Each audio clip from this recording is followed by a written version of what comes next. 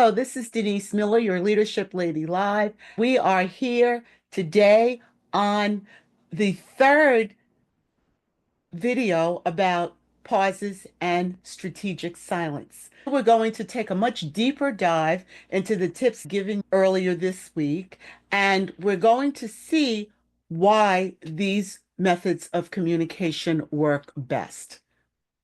Before I go any further, I'd ask that if you like this content, please be sure to approve of it. On YouTube, please hit the thumbs up.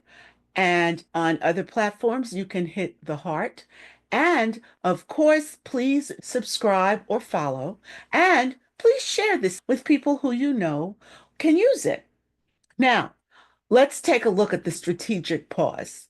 The first thing is that our brains tend to process information in chunks. And what's even more important is that although our brains are very fast, they are not nearly as fast as the computers that we've become used to. So when you're speaking to a group of people, you have to make allowances for that. You also have to make allowances for the fact that not every brain actually functions at the same speed.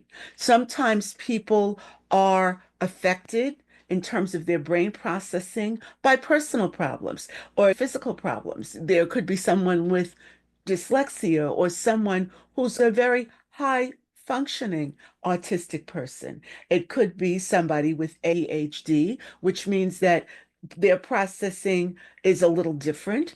And it could be preoccupation with personal issues.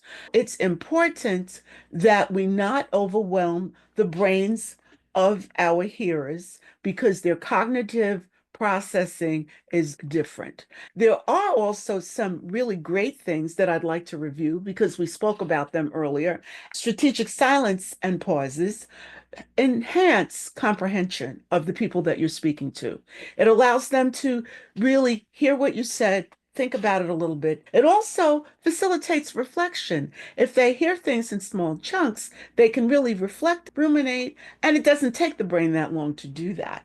It also promotes active listening. When we barrage people with a bunch of words without silence, it just goes over their head. Anybody who has seen a Charlie Brown commercial, what happens is we're not hearing what's said because it's coming at us so quickly. What we hear is wah, wah, wah, wah, wah, wah, wah. We don't want that to happen. Finally, it helps the listeners to follow the meaning of what you're saying because you are choosing where to pause and where to put in silence. Emotion and meaning can be conveyed through where you choose to pause and where you choose to settle the silence. There are three types of powerful pauses and areas for strategic silence. The first is the emphasis pause. You would say something like, this project will be, and then you pause for 2 seconds. And then you go on to say, our top priority this quarter. And you slow that down quite a bit so that people understand this is a big, big deal. It also brings the level of anticipation up. Next is the absorption pause, where you're giving people the time to absorb what you're saying and absorb the seriousness. You would say something like, our company is facing unprecedented challenges. Then you would pause for 3 or 4 seconds and go on to say, that is why we completely need to rethink our approach. Now, this gives time to process, and the fact that you're slowing down makes them understand that this is something they need to pay attention to. Third is the invitation pause. You're inviting people to comment, and you'll say something like, now I've shared our current situation. You pause for several seconds and look around the room, and you conclude with, would anybody like to add to that? Strategic silence and pauses are leadership currency. Remember that you can draw in your audience by simply not saying everything all at one time, but taking it slow, taking it easy, and allowing people to come into the moment with you.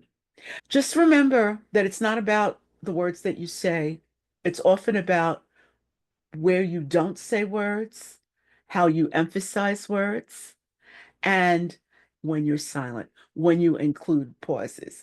It helps you to demonstrate respect for the complexity of the topic that you're speaking about. It shows genuine interest in others' perspectives. You're not just coming in and giving them the fire hose of everything you've had to say. You're allowing them to have an opinion, to express themselves. It creates a psychological safety. People understand that you are wanting their input, and you distinguish yourself from other communicators when you communicate in that way. Pauses and strategic silence also helps you to gather your thoughts, helps you to manage your anxiety. Pauses help you to avoid filler words like but well, so, because you're stopping yourself just before you use those words that just buy time. Finally, you can emphasize the key points with silence, with pauses. If you can hold space through the silence, you demonstrate great emotional intelligence and you build tremendous trust with your teams. We're hyperconnected in this world. We're looking at social media, we're listening to things all the time. As you move through your leadership journey, I encourage you to practice pauses, practice strategic silence. In fact, do it over the next few days. When you do, get back to me and let me know how it went. I'll drop my website in the chat. You can connect with me there, or you can connect with me via email. Thank you so much for taking the time to listen. Once again, I remind you, please remember to thumbs up or heart, to follow or like, and of course, to share. Be well. And thanks again for being with me today.